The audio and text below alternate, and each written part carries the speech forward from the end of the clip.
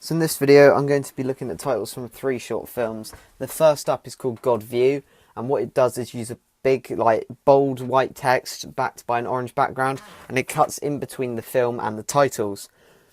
So you'll see this played out a few times now. The first part is Dazed. I think that's who the company is that backed it. And then the use of orange text is quite interesting. So I imagine if you were in a screening and you saw that, it would really, hit you in the face almost, if you know what I mean. Like, it'd really stand out. So they've done that obviously to capture audience attention straight off, and cutting it in between the footage and the titles is to keep you interested in what the film is actually about and the interesting camera angle, hence the title God View. So that's pretty much the first one. Now we'll be moving on to the second one, which was based around a lighthouse actually.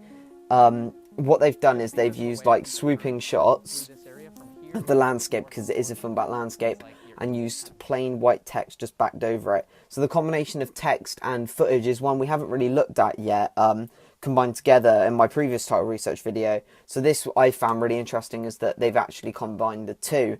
This is something I feel like we will end up doing, using a basic font and just sticking these titles either at the end or the start of our film and combining the two, because it is the most interesting to look at and the audience wants to watch something.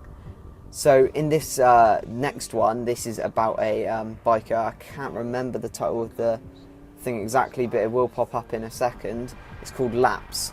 Now, what I liked about this, and I'll have this part play over a few times just so you can really get a grasping of it, is the way the text zooms. You know, it's been animated properly compared to the previous two, obviously, that lacked animation within the text. What they've done is used a sort of outline pencil font to do the main title, and the back and the person that's made it is just a typical zoom in. So this is pretty easy to do and something that I've replicated in my previous title research video. What the font really reminds me of, and I'll have any excuse to bring it up, is Stranger Things, which I'll pop on the screen now. It's very similar font style, and it's like, the thing is, it's an 80s synth, so I'm not sure if they've done that on purpose. I haven't watched the whole film, so I can't comment, obviously, but it seemed, with the bike and things like that, it seemed quite out of place, so I didn't really agree with the font that they used there. I just think possibly they either took it from this, or they, thought it would be interesting to sort of mix up the fonts and not really match their genre conventions.